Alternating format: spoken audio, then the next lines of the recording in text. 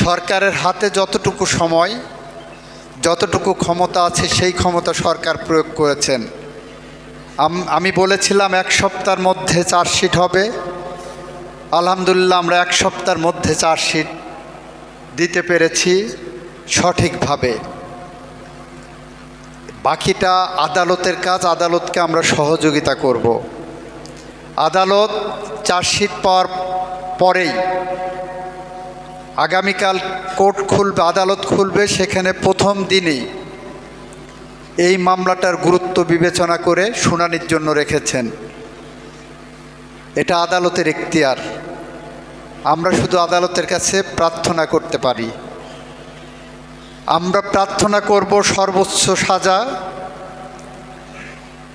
বাকিটা আদালত যেটা ন্যায় বিচারের স্বার্থে মনে করবেন সেটাই করবেন। তবে আমি মনে করি যেরকম সাক্ষ্য প্রমাণ আছে, আসামির দোষ স্বীকারোক্তিমূলক জবানবন্দি আছে, সেই বিবেচনায় আমাদের যে সর্বোচ্চ শাস্তি, আমরা মনে করি আদালত এই বিষয়টা বিবেচনায় নেবেন। একটি হলো সংবিধান সংশোধনের কমিটিতে বিরোধী দল কোনো নাম দিয়েছে কি না বা কোনো মতামত পেয়েছেন কি না, এখনও পাইনি। আমরা লাস্ট সেশনের আগে বিরোধী দলের সাথে কথা বলেছিলাম। আমরা বলেছিলাম 17 সদস্য বিশিষ্ট একটা সংবিধান সংশোধন কমিটি করতে চাই। সেখানে আমাদের পক্ষ থেকে 7 জন রেখেছি, 5 জন অন্যান্য দলের প্রতিনিধি যারা আছেন, স্বতন্ত্র প্রতিনিধি যারা আছেন তাদের মধ্য থেকে রেখেছি, আর 5 জন বিরোধী দলের কাছ থেকে চেয়েছি। ওনারা বলেছেন এই সামনের সেশনে জানাবেন, আমরা অপেক্ষায় আছি।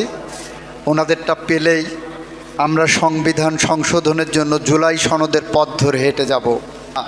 মানবাধিকার কমিশন আইন এবং গুম কমিশন আইন নিয়ে আমরা ইতিমধ্যেই প্রথম কনসালটেশন করেছি। আমাদের অনেক সুপারিশ এসেছে, সেগুলো যাচাই বাছাই করে দেখছি। আমরা পর্যায়ক্রমিকভাবে একটার পর একটা যাচাই বাছাই করে যত দ্রুততম সময়ের মধ্যে সম্ভব হয় বাস্তবতার নিরীক্ষে আমরা সেইগুলোকে সামনের কাতারে নিয়ে আসব।